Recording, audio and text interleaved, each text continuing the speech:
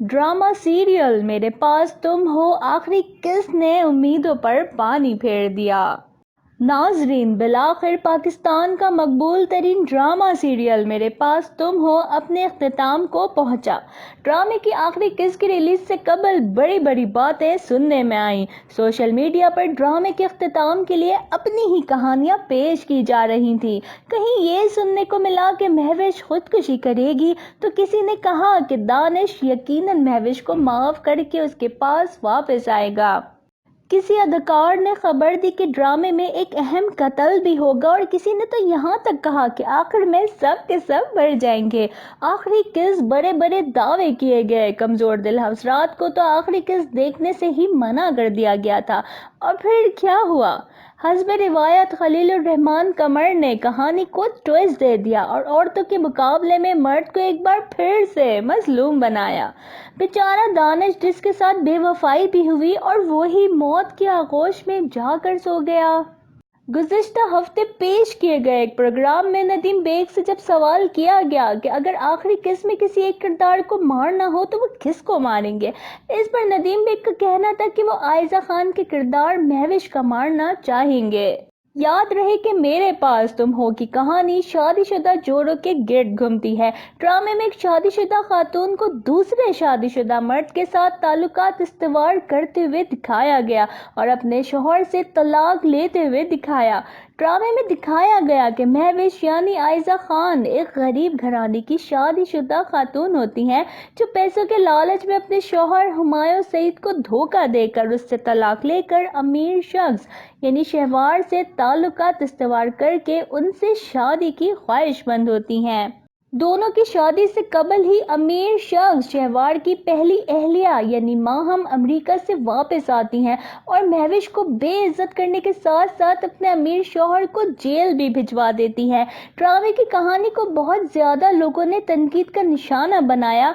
ताहम दिलचस्प बात यह है कि तनकीद के बावजूद इस ड्रामे को बहुत ज़्यादा देखा गया और पसंद भी बहुत किया गया। ड्रामे की आखिरी इक़्तिसाद के नशर होने से कबल खलीलुर रहमान कमर का कहना था कि ड्रामे की आखिरी किस्त 60 से 65 मिनट की होगी और मैं गुजारिश करूंगा कि सब दिल थाम कर बैठिएगा। जो कमज़ोर दिल अफराद हैं वो अपनी दवाइयाँ साथ लेकर बैठें, क्योंकि उसे देखकर आपके जज्बात मुतासिर हुए बगैर ना रह सकेंगे। मैं मजाक नहीं कर रहा, मैं खुद ऐसी तकलीफ से गुजर जाता हूँ जब ये किस्त देखता हूँ। नदीम बेग ने इस किस्त को बिल्कुल ऐसे ही बनाया जैसे मैंने तहरीर किया। उनका कहना था कि ये बात मैं सिर्फ मर्दों के लिए कह रहा हूँ, क्योंकि औरतों के दिल मर्दों के मुकाबले में बहुत मजबूत होते हैं। मैं कोई इल्ज़ाम नहीं लगा रहा, आप खुद दिल के अस्पतालों में जाकर देखें। अगर 4 औरतें होंगी तो 400 मर्द दाखिल होंगे। खलीलुर रहमान कमर की इस 2 मायने गुफ्तगू का राज आज नशर होने वाली एक साथ को देख कर हुआ, जिसमें वाकई मर्द को बहुत कमज़ोर दिखाया गया। ड्रामे में मर्द की मजलूमियत दिखाने के लिए राइटर ने नाजरीन के जज्बात का भी ज़रा ख्याल न रखा। राइटर के मुताबिक ये किस्त देखने वाला शख्स इस तरह और तकलीफ को ऐसे ही महसूस करेगा जैसे ड्रामे में मौजूद बदकिस्मत शौहर ने महसूस की। तो फिर उनको ये भी कह देना चाहिए था कि आखिरी किस्त सिर्फ मर्दों को देखनी चाहिए, क्योंकि औरतों के लिए इस ड्रामे में कुछ भी नहीं। ड्रामे के आखिर में महविश के किरदार को माफ़ी मिलने के सवाल पर उनका कहना था कि मेरी तहरीर में यही सामने आता है कि खुदा अपने गुनाहगारों को माफ़ कर देता है, मोहब्बत गुनाहगारों को माफ़ नहीं करती। काबिल गौर बात यह है कि ये मोहब्बत का कैसा तज़ाद है, जिसमें माहम तो शहवार को उसकी बेवफाई की माफ़ी देने के लिए तैयार है, लेकिन दानिश के पास महविश के लिए कोई माफ़ी नहीं।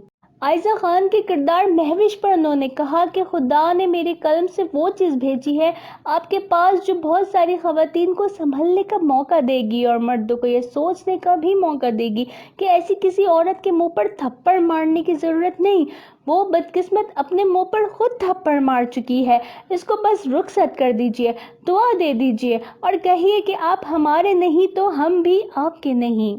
खलील रहमान साहब, आपने महविश के मुंह पर थप्पड़ मारने की बात तो कह दी, लेकिन ये भी बता देते कि अब जबकि वो अपनी गलती पर नादिम है, अपने रब से माफ़ी मांग रही है, अपने वजीफ़ों की कामयाबी के लिए दुआ गो है और राइटर ने हमें दिखाया कि इसके वजीफ़े कामयाब हुए, तो क्या ये इस बात की दलील नहीं कि इसने अपने रब से माफ़ी पा ली? अब दानिश को माफ़ करना या ना करना क्या अहमियत रखता है, जबकि वो उसकी बीवी भी नहीं।